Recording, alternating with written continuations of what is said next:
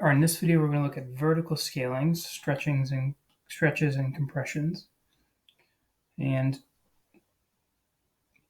these are going to be transformations that affect y values, which are generally more straightforward than those affecting x values, which we'll do in a different video. But we have our function f of x with the table here below, and on the left we have the graph. We've got its x coordinates, its y coordinates, and then we've got that g of x is defined to be 2 times f of x. So we are going to just plug these x values into g and see what happens. And we'll have a new set of points. We'll see what those look like when we graph g of x, and we'll see how that relates to f of x. So g of 0 would be 2 times f of 0, which would be 2 times f of 0 is 1, so that's 2 times 1, which is 2. So that means the point 0, 2 is on the graph of g. When we plug in 2, we get that g of 2 is equal to 2 times f of 2, but f of 2 is 3, so it's 2 times 3, which is 6. We plug in 4. G of 4 is 2 times f of 4, but f of 4 is 3, so that's 2 times 3, which is 6. So 4, 6 is on the graph. And then lastly, we plug in 5.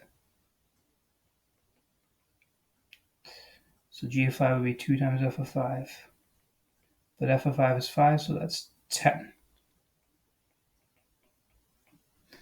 And so we note that the old outputs were 1, 3, and 5. And the new ones are 2, 6, and 10. So you can see that the inputs are the same because this transformation affects y values, and all the y values doubled. The effect on the graph is therefore a vertical stretch by a factor of 2. All the y values have doubled for the given x values. Okay, and so to summarize and generalize, we're going to note by the fundamental graphing principle, if AB is on the graph of y equals f of x, then that means f of a equals b. So that means that g of a, if g of x is 2 times f of x, g of a equals 2 times f of a, but f of a is b, so it's 2b.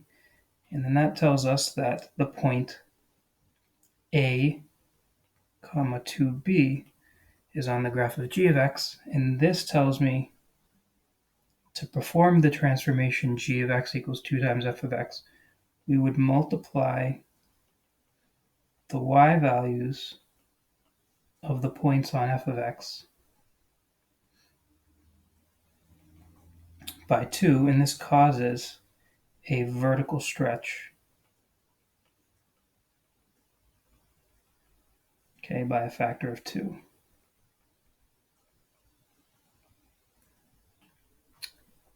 Okay, so of course, if we wanted to do a compression, we would just multiply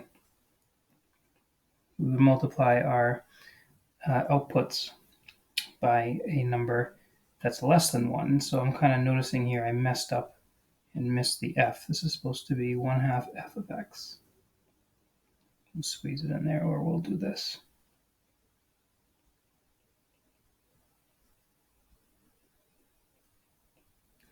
So without repeating what I think is an obvious point, if you multiply all the y values by 1/2, as we would be doing if we perform this transformation. So here's all the y values that f sends x values to. And if we look over here on the right, they are all now half what they used to be. That causes your graph to experience a vertical compression by a factor of 2. So again, I kind of chose that word carefully, right? Compression by a factor of 2. If you wanted to be more generic, you can say it's a vertical scaling by a factor of 1/2, but it got compressed by a factor of 2. In any case, the summary for vertical scalings is here. So if we suppose that f is a function and a is a positive, then to graph f of x, we would multiply all the y coordinates of the points on the graph by a. We say the graph has been vertically scaled.